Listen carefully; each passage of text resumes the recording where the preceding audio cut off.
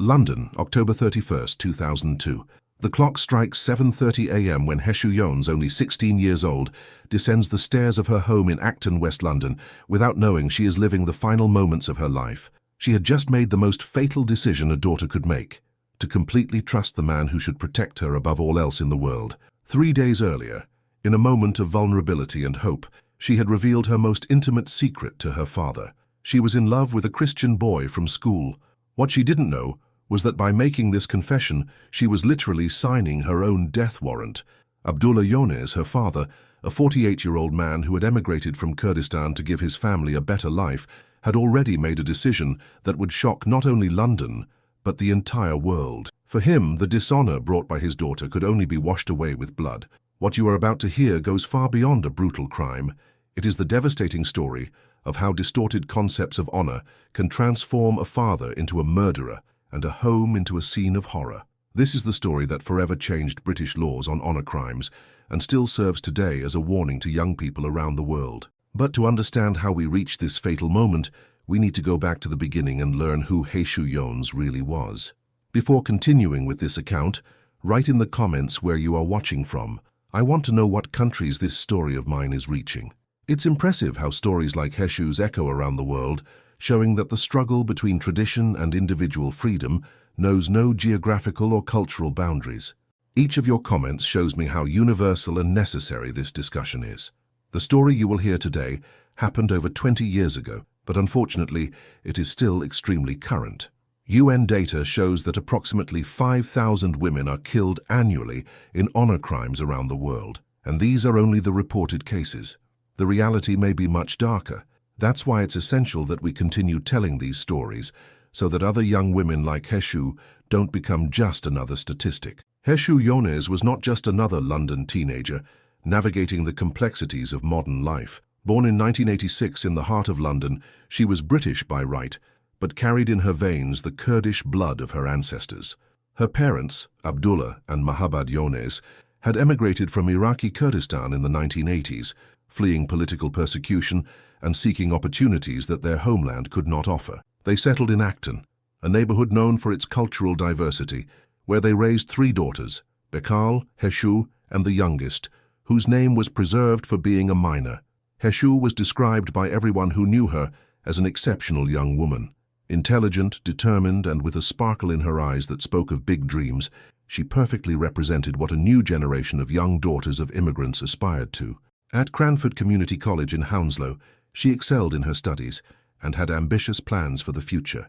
She wanted to study law, dreamed of becoming a lawyer, and using her voice to defend others who, like her family, had left everything behind in search of a better life. But Heshu lived an existence divided between 2 worlds that seemed increasingly irreconcilable. At home, she was the obedient daughter who respected Kurdish traditions, wore modest clothing, participated in prayers, and helped with household chores. She spoke Kurdish fluently with her parents and showed respect for the ancestral customs of the family. However, outside the home, Heshu was completely British. She spoke English with a London accent, had friends of all ethnicities and religions, and gradually began to question some of the restrictions imposed by her parents' traditional culture. This duality was not uncommon among young people from immigrant families, but for Heshu, this division was becoming increasingly difficult to maintain. She saw her British friends having freedoms that were unthinkable for her, going out alone, dating, choosing their own clothes, making decisions about their future. Slowly, almost imperceptibly, Heshu began to desire having the same choices. The Yones family had built their life in London while remaining firmly anchored in Kurdish traditions. Abdullah Yones was a man of rigid principles, molded by the patriarchal culture of Kurdistan, where family honor was intrinsically linked to women's behavior. For him, having emigrated to the West did not mean abandoning the values he considered sacred. On the contrary, he felt it was his responsibility to protect these values even more fiercely in an environment he saw as morally dangerous. Abdullah worked as a taxi driver in London, a profession that allowed him to support his family, but also put him in daily contact with the multicultural and liberal reality of the British capital. This exposure, paradoxically, only reinforced his determination to keep his family isolated from what he considered corrupting influences. He saw in London streets young women dressed in ways he considered indecent, couples of different religions, women who worked and made independent decisions. All of this represented for him a direct threat to the values he wanted to transmit to his daughters. Mahabad, the mother, was a traditionally submissive woman who had accepted her role within the Kurdish family hierarchy. Married very young in an arranged marriage, she had never questioned her husband's authority or the customs of her culture. For her, female obedience was not oppression, but rather a way to maintain family harmony and preserve clan honor. Mahabad deeply loved her daughters, but saw love through the lens of cultural protection. Protecting meant keeping the girls within the safe limits of tradition. The eldest daughter, Bekal, had been the first to test family limits. Some years before the events that would lead to Heshu's tragedy, Bekal had engaged in behaviors that the family considered unacceptable. She had been seen talking with boys, wore makeup and clothes that her parents deemed inappropriate, and showed worrying signs of westernization. The family's response was severe. Bekal was sent back to Kurdistan, where she would remain with relatives until she learned to behave appropriately. This precedent with Bekal created an atmosphere of constant tension in the Yones household. Heshu had witnessed her older sister's correction and knew exactly what the consequences were for crossing certain lines. However, instead of creating enough fear to deter her, Bekal's situation only showed Heshu how fragile and precious freedom was. The sister's absence created a void in the house that constantly reminded the entire family of the tensions between tradition and modernity. Abdullah saw his daughters as repositories of family honor. In traditional Kurdish culture, the concept of namus, honor, is deeply intertwined with the purity and behavior of the family's women. A daughter who behaved inappropriately not only dishonored herself, but stained the name of the entire family, including relatives living thousands of miles away in Kurdistan. This pressure was not only social, but almost spiritual. Abdullah genuinely believed that family honor was more important than individual life. It was in the fall of 2001 that Heshu's life changed forever, although at the time she could not imagine the devastating consequences that would follow. At Cranford Community College, a school that proudly celebrated its cultural diversity, Heshu met the boy who would make her heart race and, without her knowing it, seal her tragic destiny. Danny was a young British man of Lebanese Christian origin, a few years older than Heshu. Tall, with dark eyes and an easy smile, he represented everything that was forbidden in Heshu's world. Not only was he of a different religion, but he also embodied the Western freedom she secretly envied.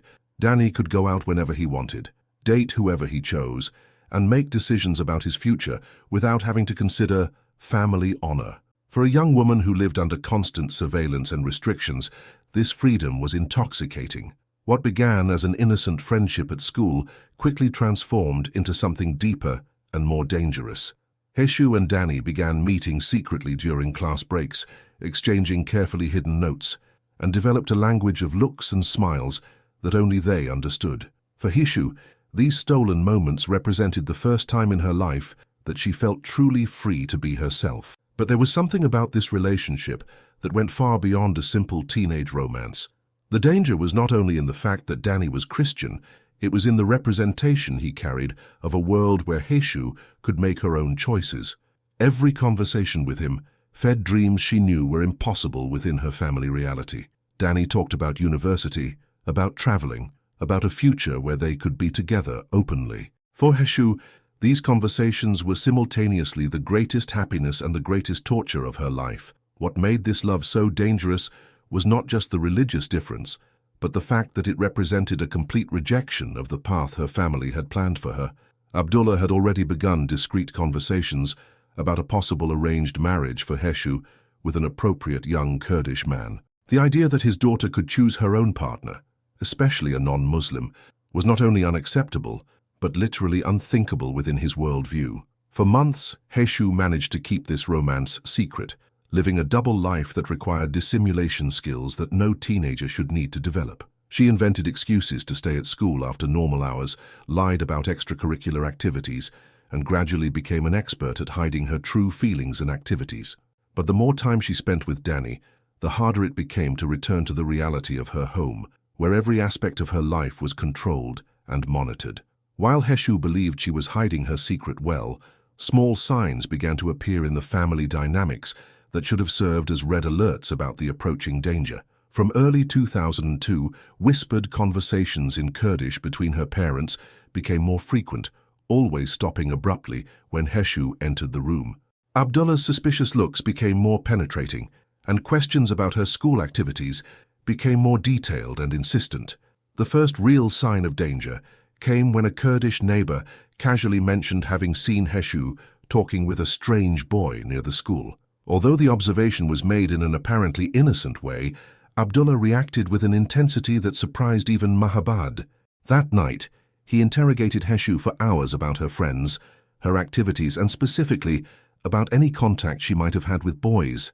Heshu, already experienced in the art of dissimulation necessary for survival in her situation, denied any romantic involvement and explained that any conversation with male colleagues was purely academic. Her performance was convincing enough to temporarily appease her father's suspicions, but had planted a seed of distrust that would continue to grow. Abdullah began making discreet inquiries to other Kurdish parents in the community about their children's behavior at school. He discovered that several families were dealing with similar challenges, daughters who were losing themselves in British culture, questioning ancestral traditions, and in some extreme cases, becoming romantically involved with non-Muslims. These conversations only reinforced his worst suspicions about Heshu. Surveillance over Heshu gradually intensified. Abdullah began appearing unexpectedly at school, claiming to be in the area for work, and deciding to check how his daughter was doing. Teachers began to notice the more frequent presence of Heshu's father, some becoming concerned with what seemed to be an excessive level of supervision for a 16-year-old teenager. At home, Heshu noticed that her belongings were being examined when she was not present. Books were moved from place, papers were disturbed, and on one occasion she found her school backpack clearly searched. When she questioned her mother about this, Mahabad nervously changed the subject, but Heshu realized that something had changed in the family atmosphere. Restrictions on Heshu began to intensify almost imperceptibly. Extracurricular activities that were previously allowed began to be questioned. Outings with friends were gradually limited and then practically prohibited. Abdullah justified these measures as protection and paternal care, but Heshu increasingly felt she was being imprisoned in her own home. Most disturbing was the change in her younger sister's behavior. The girl, who had previously been close to Heshu, began acting strangely and reserved. Years later, it would be revealed that Abdullah had instructed his youngest daughter to observe and report any suspicious behavior from Heshu. The child, without fully understanding what she was doing, had become an involuntary spy against her own sister. But who else was watching Heshu besides the family? The answer to this question would reveal a network of community surveillance that went far beyond what a British teenager could imagine. The Kurdish community in London, although geographically dispersed, maintained strong social connections and an informal system for monitoring their family's behavior. Several people had begun to notice Heshu, and these observations reached Abdullah's ears through channels that Heshu never suspected existed. October 2002 arrived with unbearable pressure weighing on Heshu's shoulders. The relationship with Danny had deepened to the point where they began talking seriously about a future together. Danny, in his 19-year-old naivety, had even mentioned the possibility of officially meeting Heshu's family. For him, raised in British culture where interreligious dating was common and generally accepted, the idea of asking for his girlfriend's parents' blessing seemed natural and respectful. For Heshu, however, this suggestion brought a devastating reality to the forefront. She would have to choose between love and family, between freedom and security, between the future she desired and the only world she knew. The psychological pressure of this impossible choice was literally consuming her mental health. Teachers noticed that her academic performance had declined. She had lost weight and frequently seemed distracted and anxious. It was in this state of emotional despair that Heshu made the decision that would change everything. She decided to trust someone in the family. But her choice would shock anyone familiar with traditional family dynamics. She chose to trust Abdullah, her father, precisely the most rigid and traditionalist person in the house. Why would an intelligent young woman like Heshu make such an apparently obviously dangerous choice? The answer reveals something deeply touching and tragic about human nature and a daughter's desperation in search of paternal understanding. Heshu still believed deep in her heart that paternal love could overcome cultural differences. She had observed moments of genuine tenderness in Abdullah when he helped her with homework, when he showed pride in her academic achievements, when he affectionately called her "my little lawyer," in reference to her professional dreams. Heshu was also influenced by cultural stereotypes that she herself had internalized. In Kurdish culture, fathers are seen as ultimate protectors and wise men. She believed that if she could adequately explain her feelings and show that Danny was a good and respectful person, her father would eventually understand and perhaps even bless the relationship. This belief demonstrates both her innocence and her desperation. There was also a practical factor in her decision. Heshu knew that hiding the relationship was becoming increasingly difficult and stressful. Family suspicions were growing, and she felt she was only one accidental discovery away from an inevitable confrontation. In her teenage mind, controlling the narrative and being proactive in her confession seemed preferable to being discovered in a lie. The moment she chose for this confession also reveals her naivety about the gravity of the situation. It was a Sunday afternoon, October 27, 2002, and the atmosphere at home was relatively calm. Abdullah had returned from his prayers at the local mosque and seemed to be in a good mood. Heshu interpreted these signs as a propitious opportunity for an honest and open conversation. What she could not know was that Abdullah had spent that same morning at the mosque talking with other fathers about the problems they faced with disobedient daughters. These conversations had reinforced his conviction that drastic measures were sometimes necessary to preserve family honor. When Heshu approached him for an important conversation, he was already psychologically prepared to hear exactly the type of confession she was about to make. In the intimacy of the Yones family living room, with the distant sound of London traffic filtering through the windows, Heshu gathered all her courage and made the confession that would cost her life. "Dad, I need to tell you something important about me," she began, her hands trembling as she sat beside Abdullah on the sofa, where so many family conversations had taken place over the years. Abdullah lowered the newspaper he was reading and turned his complete attention to his daughter. Later, he would remember this moment with disturbing coldness, describing how he immediately knew from her tone that something terrible was coming. Heshu took a deep breath, and in a voice that tried to sound confident but betrayed her nervousness, said the words that would seal her fate. "I am dating a boy from school. His name is Danny, and I love him." The silence that followed was later described by Mahabad, who was in the kitchen and could hear the conversation, as the kind of silence that precedes a devastating storm. Abdullah did not respond immediately. Instead, he stared fixedly at Heshu with an expression she had never seen before on his face. A mixture of disbelief, anger, and something much more sinister that she could not identify at the time. "Continue," he finally said, his voice controlled, but loaded with a tension that made Heshu hesitate. Encouraged by the fact that he had not exploded immediately, she proceeded with details about Danny, how he was respectful, intelligent, and how they supported each other academically. She even mentioned that Danny had expressed interest in meeting the family and learning about Kurdish culture. It was when she mentioned that Danny was Christian that she saw a definitive change in her father's face. Abdullah closed his eyes for a moment, and when he reopened them, Heshu saw something that chilled her to the bone. It was not just anger. It was a cold and final resolution, as if an irreversible decision had been made at that exact moment. "Do you understand what you are telling me?" Abdullah asked, his voice low but loaded with an intensity that made Heshu instinctively recoil on the sofa. "Do you understand what you have done to our family, to our name, to our honor?" Each word was pronounced with calculated precision, as if he were carefully measuring the weight of each one. Heshu tried to explain that she had done nothing wrong, that she had simply fallen in love, that this did not change who she was or how much she loved her family. But her words seemed to be absorbed by a vacuum. Abdullah had stood up and begun pacing around the room, his hands crossed behind his back, in a gesture that Heshu recognized as a sign that he was processing deeply disturbing information. "Go to your room," he finally said, without looking at her. "Don't leave there until I decide what to do." The tone admitted no questioning, and Heshu, realizing she had made a terrible mistake, obeyed silently. As she climbed the stairs, she heard her father calling her mother in Kurdish, his voice loaded with an urgency she had never heard before.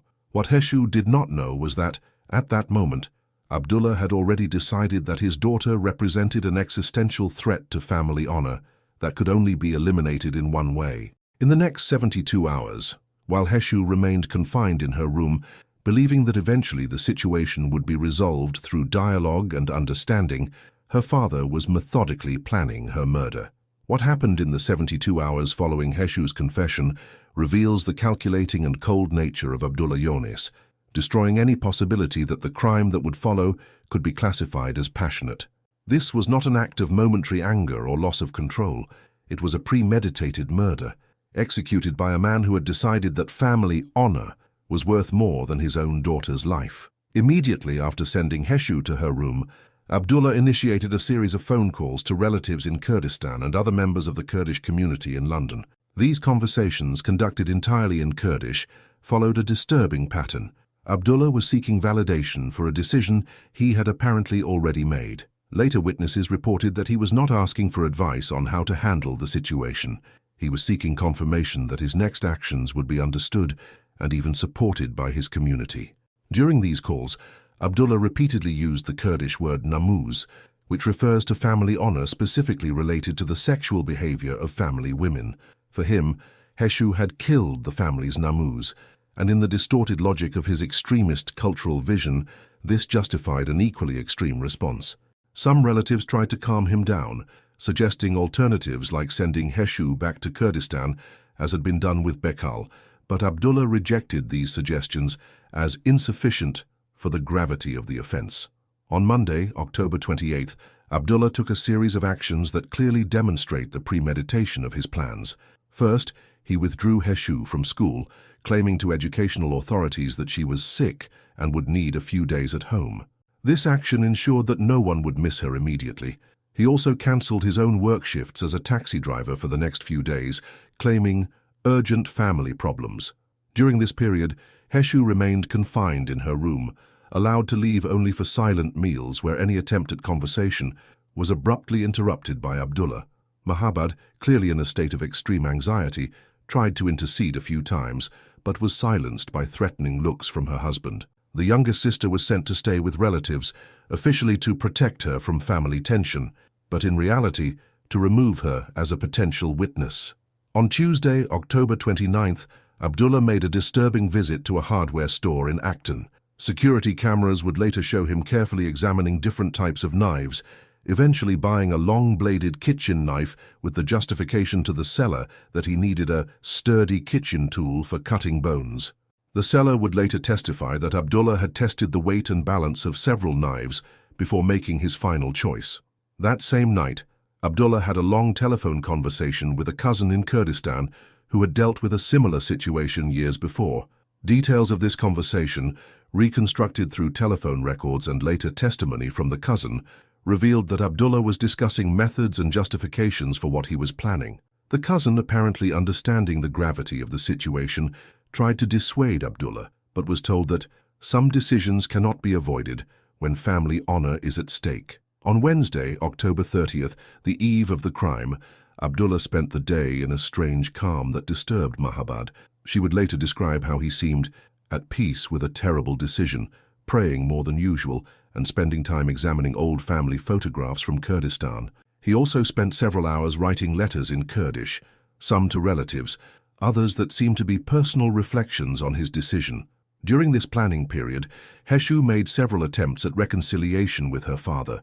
She wrote letters asking for forgiveness, promising to end the relationship with Danny, even offering to accept an arranged marriage if it would restore family harmony. These letters, found later in her room, reveal the growing desperation of a young woman who still could not understand that she was negotiating for her life with a man who had already decided she should die. The most disturbing aspect of Abdullah's planning was his ability to maintain a facade of normalcy. Neighbors who encountered him during these days noticed nothing unusual in his behavior. He fulfilled his religious obligations, maintained casual conversations, and in all external aspects seemed to be a concerned father dealing with typical teenage problems. This capacity for dissimulation demonstrates a level of psychological control that makes his crime even more shocking. Halloween 2002 dawned grey and cold in London, a typical autumn morning that gave no indication of the tragedy that would unfold in the Yones family home. While children around the city prepared to go out in costumes trick-or-treating, inside number 10 Glyn Street, in Acton, a real horror was happening that would be much more terrifying than any Halloween fantasy. Abdullah Yones woke at 6 a.m. with the cold calm of a man who had made an irreversible decision. He performed his morning prayers with particular intensity, as if he were spiritually preparing for what he was about to do. Mahabad, who had spent a restless night, noticed that her husband seemed different. There was a resolution in his movements that frightened her, although she still could not imagine the full extent of his plans. Heshu, after 3 days of confinement, was psychologically exhausted, but still maintained hope that the situation could be resolved. She had spent the previous night writing another letter to her father, this time offering to do anything he asked to restore family honor. She woke that morning planning to make one last attempt at reconciliation, not knowing she was living her final hours. Around 7 a.m., Abdullah called Heshu to the kitchen for breakfast. The meal was conducted in tense silence, but Heshu interpreted the fact that she had been called to eat with the family as a positive sign that perhaps the situation was calming down. She even tried to make some casual observations about the weather and her plans to return to school, but Abdullah responded only with monosyllabic grunts.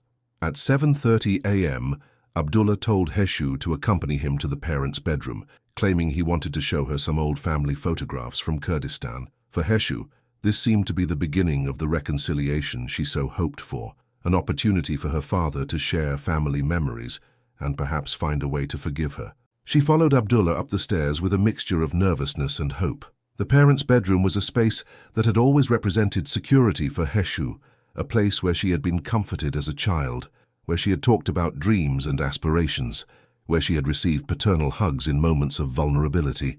When Abdullah closed the door behind them, Heshu still did not feel real fear, only the natural anxiety of an important conversation that could determine her future. Abdullah went to the wardrobe and began rummaging through some boxes, apparently looking for the mentioned photographs. Heshu sat on the edge of the bed, her hands nervously smoothing the fabric of her modest clothing. "Dad," she began hesitantly, "I really am sorry for having hurt you. I never wanted to bring dishonor to our family." It was at this moment that Abdullah turned, but instead of photographs in his hands, there was something that made Heshu's blood freeze instantly. The kitchen knife he had bought 2 days before. The metal gleamed with a deadly coldness under the morning light entering through the window. For a terrible moment, father and daughter looked into each other's eyes, and Heshu saw there not the man who had raised and protected her, but a stranger moved by a logic she could not understand. "You killed our honor," Abdullah said with a voice that was simultaneously calm and loaded with a cold rage that had fermented for 3 days. "Now I have to kill you." The words were pronounced in English, as if he wanted to have absolute certainty that she would understand perfectly what was happening and why. Heshu stood up instinctively, her survival reflexes finally activated, but it was already too late. Abdullah moved with the efficiency of someone who had mentally rehearsed this moment several times. The first blow struck her neck, cutting deeply into her throat and silencing any scream she might have emitted. Blood began to gush immediately, staining her clothes and the Persian carpet that covered the bedroom floor. But Abdullah did not stop at the first blow. Moved by a fury that had been fed by distorted concepts of honor and masculinity, he continued attacking his fallen daughter. Forensics would later determine that Heshu received exactly 11 stab wounds, mainly in the neck and chest region. Each blow was given with enough force to be fatal by itself, demonstrating that Abdullah wanted to have absolute certainty that his daughter would die. The most disturbing aspect of the crime was its duration. Forensic evidence suggested that the attack lasted approximately 5 minutes. 5 minutes during which Abdullah methodically took his own daughter's life while she desperately fought to survive. Defense marks on her hands showed that Heshu tried to protect herself, that she fought until the last moment to live. During all this time, Mahabad was downstairs, aware that something terrible was happening but paralyzed by fear and shock. She would later testify that she heard sounds of struggle and that she instinctively knew her husband was correcting Heshu in a final and irrevocable way. Her inaction during these crucial moments would be something that would haunt her for the rest of her life. When the attack finally ended, Heshu Yones, only 16 years old, lay dead on the floor of her parents' bedroom, her blood forming a pool that slowly spread across the carpet where she had played as a child. Abdullah remained beside the body for several minutes, contemplating what he had done. Later, witnesses reported that he seemed to be in a trance state, as if he were processing the enormity of his actions. Abdullah then carefully cleaned the knife and went to the bathroom to wash the blood from his hands and clothes. His calm during these moments demonstrates the level of premeditation and psychological control that characterized the entire crime. He was not in a state of panic or regret. He was simply concluding a task he considered necessary. At 8:15 a.m., approximately 45 minutes after the murder, Abdullah went downstairs and calmly informed Mahabad, "It is done. The family's honor has been restored." He then went to the phone and called the police, reporting that there was a problem at home and that they needed to come immediately. Abdullah's call to the police at 8:23 a.m. on October 31, 2002 was recorded and would later become a crucial piece of evidence in the trial. His voice was surprisingly calm when he told the operator, "I killed my daughter.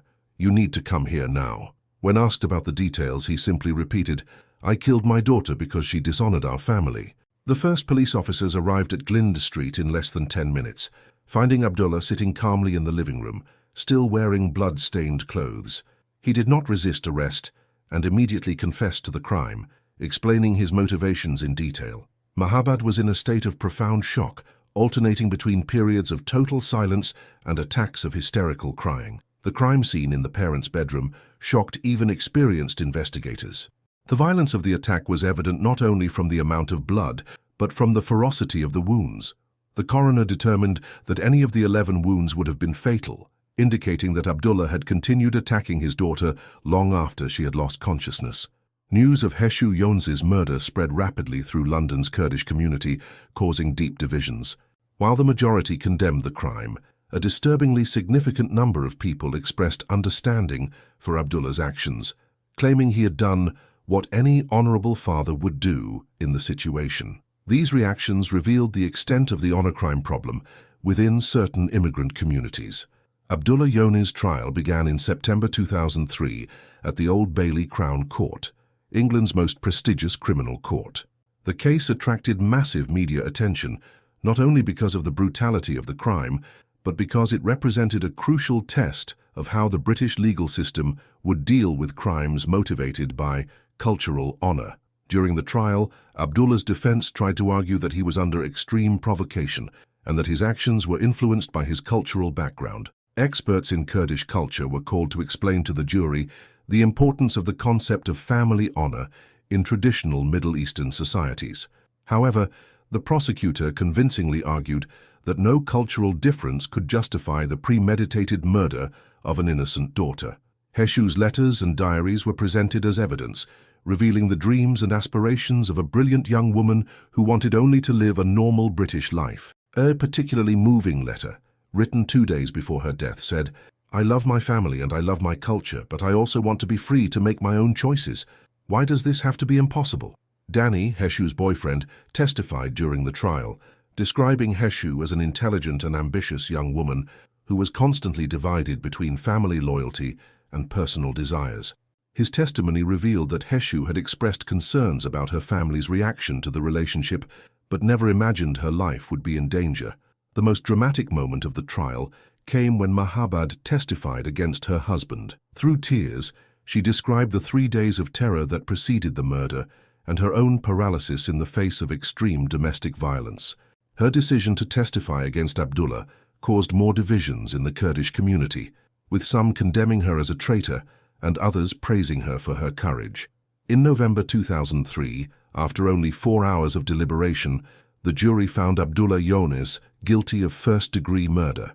The judge, when pronouncing the life sentence with a recommendation of a minimum 20-year term, made a statement that would become historically significant. No cultural tradition, no matter how deeply rooted, can justify the taking of a human life. This court sends a clear message that honor crimes will not be tolerated in British society. Abdullah's conviction was seen as a legal landmark in the fight against honor crimes in the United Kingdom. It was one of the first cases where cultural defense was completely rejected by the judicial system, establishing precedent for future cases. The sentence also led to significant changes in policies for protecting potential victims of honor-related domestic violence. Heshu Yones' death was not in vain. She became a catalyst for fundamental changes in the British approach to honor crimes. Her case led to the creation of the UK's first specialised police unit for honor crimes, established in 2004 specifically to investigate and prevent this type of violence. This unit has been responsible for saving hundreds of lives since its creation. The Heshu Yones Foundation was established by human rights organisations to provide support and refuge to young people at risk of honor-related violence. The foundation operates secret shelters where threatened young people can find safety while navigating the legal complexities of protecting themselves from their own families. To date, more than 2,000 young people have been helped through these programs.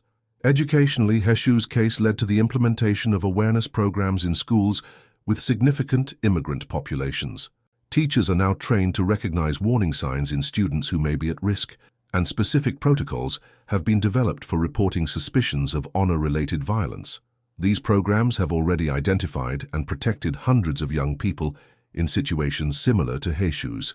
Legally, the case established important precedents that strengthened the British judicial system's capacity to prosecute honor crimes. The complete rejection of cultural defense in Abdullah's case sent a clear message to communities where such practices were still tacitly accepted. Subsequently, prosecutors have used the precedent established by the Yones case to secure convictions in dozens of other honor crimes. Internationally, Heshu's story became a symbol of the global fight against honor crimes. Human rights organizations around the world use her case as an example of the need to protect young women from violent cultural traditions. Her name is frequently mentioned in UN documents on violence against women and in national legislation of various countries. But perhaps Heshu's most important legacy is her continued ability to inspire courage in other young women who find themselves in similar situations. Organizations working with potential victims of honor crimes report that many young women cite Heshu's story as motivation to seek help before it's too late. Her tragedy continues to save lives 2 decades after her death. Heshu Yones, after years of therapy and psychological support, became an active advocate against honor crimes. She works with organizations that help other mothers in traditional communities recognize signs of danger and intervene to protect their daughters. Her journey from silent complicity to courageous activism demonstrates that cultural change is possible, even in the most difficult circumstances. Heshu's younger sister, now an adult, chose to dedicate her life to education, becoming a teacher specifically to work with young people from immigrant families. She frequently speaks publicly about how Heshu's death shaped her understanding of the importance of balancing cultural respect with individual rights. Her unique perspective as a survivor of a family where honor crime occurred offers valuable insights for professionals working in prevention. Heshu Yones wanted to be a lawyer, dreamed of using her voice to defend those who could not defend themselves. Ironically, in death, she became one of the most powerful advocates for the rights of young women worldwide. Her story continues to be told in courtrooms, classrooms, and community centers as a reminder that individual freedom is a fundamental right that cannot be sacrificed at the altar of violent traditions. But unfortunately, Heshu was not the only young woman to pay the ultimate price for desiring basic freedom. The next case I will share with you